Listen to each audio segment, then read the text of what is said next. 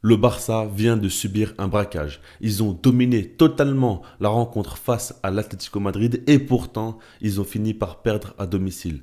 Le résultat est que aujourd'hui le Barça est certainement troisième de Liga. En tout cas, ce qu'il faut se dire, c'est que le Barça a 3 points de moins que l'Atlético Madrid, avec aussi le fait est que les Colchoneros ont un match en moins que le Barça, donc pourraient encore alourdir l'avance. Et puis le Real Madrid a un point en moins que le Barça à l'heure actuelle, mais ils ont 2 matchs en moins et dès demain, ils pourront passer devant le Barça. C'est une catastrophe en termes de résultats, évidemment, mais on va garder la tête froide. Vous savez très bien que je ne suis pas du genre à analyser uniquement le résultat et à donner mon avis par rapport à cela. Quand le Barça gagne 4-0, 5-0, 6-0, 7-0, mais si je vois des manques dans le jeu, je le dis. Mais si le Barça perd et que je vois de bonnes choses dans le jeu, je le dis aussi. Et aujourd'hui, il ne faut pas tout mélanger. Évidemment, il y a des choses qui ne vont pas dans ce Barça. Ce n'est pas possible sur les 7 derniers matchs d'en gagner un seul en Liga et que tout aille parfaitement. Bien sûr qu'il y a des choses qui ne vont pas, mais en tout cas, il y a beaucoup de choses aussi qui vont très bien. Et il y a beaucoup de bonnes perspectives d'avenir. Déjà, par rapport à ce match-là, quand on regarde au niveau de la première période, ça a été un sans faute du Barça. Sauf sur un point, c'est au niveau de la finition. Le Barça a manqué de réalisme. Le Barça aurait pu concrétiser plus d'occasions que ce qu'ils ont fait. Au final, il y a eu un seul but inscrit. Mais quand on regarde, c'était une domination totale au niveau de la possession, au niveau du pressing, du contre-pressing. Et quand on regarde, l'Atlético Madrid a été étouffé. Ils n'ont pas existé. Ils n'ont pas tiré une seule fois lors de la première période. Tant le Barça a été dominant dans tous les aspects du jeu. Quand on regarde au niveau du contrôle dans l'axe avec Pedri, Gavi, Casado, ça a été monstrueux. Quand on regarde sur les ailes avec Fermin Lopez, Rafinha qui a porté beaucoup de tranchants, ça faisait très mal. Rafinha qui a fracassé Ravi Galán en 1 contre 1, il a été largement au-dessus. Fermin Lopez a eu beaucoup de centres hyper pertinents comme ça à chaque fois qui étaient enroulés. Quand on regarde Pedri, il te sort un match stratosphérique. Je vais être clair avec vous. Pedri a sorti aujourd'hui l'un des plus grands matchs de sa carrière. Ça a été exceptionnel ce qu'il a fait sur le terrain. Rendez-vous compte qu'il a couru pratiquement 13 km durant ce match et il a été tout simplement phénoménal. Quand on regarde par exemple le nombre de ballons qu'il a donné à ses coéquipiers qui ont créé une occasion de but, c'est incroyable. Le nombre de ballons pour Rafinha. Et Rafinha, il aurait dû marquer. Il aurait largement dû marquer. Lewandowski aussi, plein d'autres joueurs aussi auraient dû marquer. Encore une fois, un problème à la finition. Mais Pedri, on n'a rien à lui reprocher. Alors oui, quelquefois, il a eu des pertes de balles, quelquefois des petites imprécisions techniques. Mais quand on regarde le match qu'il fait, c'est n'importe quoi. Le nombre de fois il va dribbler des joueurs, le nombre de fois il va créer des différences, où il va s'engouffrer dans des espaces qui sont refermés. Regardez par exemple son but, il va entre 4 joueurs faire une percée, il va combiner avec Gavi et marquer un plat du pied dans la surface, alors qu'il est encore une fois entouré de plein de joueurs, mais ça ne le dérange pas parce qu'il a une conduite de balle stratosphérique. Et puis il a une vision de jeu, compréhension de l'espace aussi, qui est hors du commun. Donc il met ce but-là à ce moment-là. Ensuite, il te sort des passes.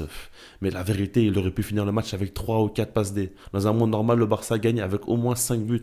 Parce qu'ils se sont créés énormément d'occasions.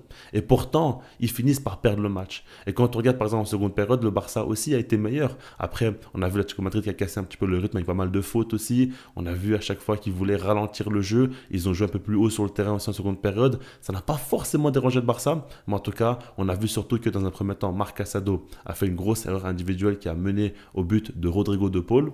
À ce moment-là, sur le deuxième tir du match de l'Atlético Madrid, ils arrivent à marquer. Et en soi, c'est des choses qui peuvent arriver. Parce que oui, tu as un manque de réalisme.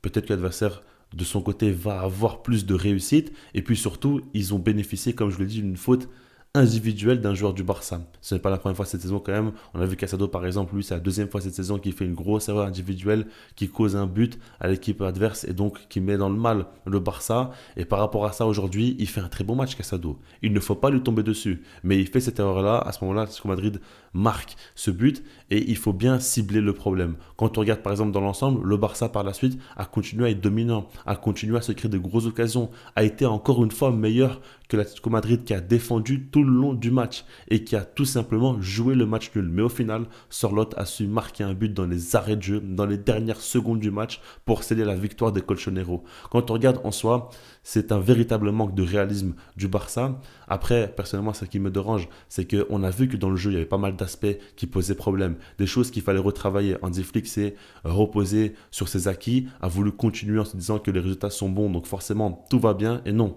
on voit qu'aujourd'hui, il retravaille retravaille pas mal de choses dans son système. Quand on voit que par exemple Pedri et Gavi jouent en tant que titulaires, c'est pour apporter plus de contrôle au milieu de terrain. Parce qu'on avait une équipe du Barça qui était hyper verticale, qui jouait constamment un football très très vertical. Aujourd'hui, il a compris qu'il faut plus de contrôle aussi, plus de maîtrise. Et ça, par exemple, je vous le disais depuis des mois et des mois. Pourtant, je ne suis pas un spécialiste. Je ne travaille pas dans le milieu du football, je fais simplement des vidéos où je me filme dans ma chambre. Et par rapport à ça, si je l'ai vu, Hansi Flick et son staff aussi avaient dû le voir. Et pourtant, ils ne l'avaient pas anticipé. Aujourd'hui, le Barça le paye cher avec 7 matchs consécutifs où tu gagnes seulement un match en Liga, c'est des résultats catastrophiques. Tu vas être troisième du championnat. Tu finis l'année, donc la première partie de saison, avec au final un résultat qui est décevant. Et dès le mois de janvier, tu vas arriver en Coupe du Roi, en Super Coupe d'Espagne, avec deux nouvelles compétitions. La Ligue des Champions qui va continuer, la Liga aussi, où tu devras gagner tous les matchs. Comment tu vas gérer tout ça? Avec un effectif où tu vois des joueurs très fatigués, où tu vois aussi encore une fois que sans Lamine Yamal, tu n'arrives pas à gagner. Ça paraît très compliqué. Mais en réalité, quand tu arrives un petit peu à voir les choses de manière un peu plus profonde, tu vois que, enfin, tout cela a permis à Hansi Flick de travailler sur ses défauts. Et ça, c'est une très bonne chose. Parce qu'au final, si jamais il fallait passer par là, c'est très dommage. Pour moi, il ne fallait pas non plus attendre de perdre autant de matchs, de faire d'autant de mauvais résultats pour enfin réagir. Parce que quand l'équipe allait très bien, gagner contre n'importe quelle équipe et marquer beaucoup de buts et que je disais qu'il y avait des défauts tactiques, on me prenait pour un fou. Mais aujourd'hui, tout le monde va être de mon côté. Tout le monde va me dire que oui, j'avais raison. Mais non, c'est trop tard, les gars. Et j'en ai rien à foutre d'avoir raison. Je vous dis la vérité, je m'en fous complètement que les gens pensent que j'ai raison, que j'ai tort, que je ne connais rien au foot, que je connais. Moi, je connais ma valeur, je sais ce que je dis et je sais que quand je parle, ce n'est pas pour rien. Ceux qui m'écoutent le savent, ceux qui me connaissent réellement le savent, ceux qui ne le savent pas, c'est leur problème. Tant qu'on ne me manque pas de respect, ce n'est pas un problème par rapport à ça. Maintenant, ce qu'il faut bien se dire, c'est que Hansi Flick a attendu que le Barça enchaîne pas mal de résultats très très négatifs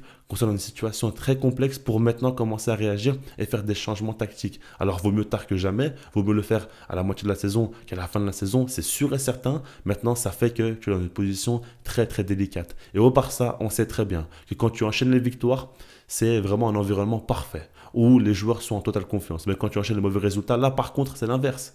Et pour réussir à subir ça mentalement, c'est dur. On le voit, les joueurs le vivent très mal. Regardez par exemple Casado, son visage quand il sort à chaque fois, il est au bout de sa vie. Regardez par exemple Pedri, il donne toutes ses tripes sur le terrain. Il donne tout ce qu'il a. Regardez Rafinha, il donne toute sa vie. Et d'ailleurs par rapport aux joueurs, il faut le dire, hein, vraiment leur implication est exemplaire. Ils ont tous fait un très beau match, sauf Lewandowski encore une fois qui sabote le club. Bon, j'en ai marre de parler de lui parce que vraiment, il me fatigue. Mais quand on regarde de manière globale, encore une fois, les joueurs du Barça ont tout donné sur le terrain. Ils sont prêts à tout pour le bien de ce club et ça, c'est une très bonne chose. Maintenant, le problème, c'est que lorsqu'on jouait face à des équipes un peu moins huppées, dans la période où on gagnait tous nos matchs, là, ils commençaient un petit peu à être nonchalants, notamment face à Las Palmas, face au Celta Vigo, des matchs comme ça où ils sont un petit peu relâchés, ils se sont permis quelques petites folies, et par rapport à ça, aujourd'hui, on le paye très très cher. Et ça, c'est inacceptable. Maintenant, aujourd'hui, ils se sont rattrapés, et pour moi, je les pardonne évidemment, et il faut que tout le monde le fasse parce que leur implication est exemplaire encore une fois. Ils donnent plus que ce qu'ils peuvent donner en réalité, et par rapport à ça, il n'y a rien à leur reprocher. Maintenant, on va analyser les choses de manière plus froide, par rapport au style de Hansi Flick, par rapport à plein de choses qu'il faudra retravailler, parce qu'au final, on a vu énormément de bonnes choses, on a vu beaucoup de choses aussi qui montrent leurs limites, et par rapport à ça, on voit qu'aujourd'hui, les résultats ne vont pas. Maintenant, ce n'est pas pour autant que tout est à jeter. On voit des joueurs quand même qui ont un niveau exceptionnel. On voit aussi beaucoup de qualité dans le jeu. On voit des améliorations sur pas mal d'aspects.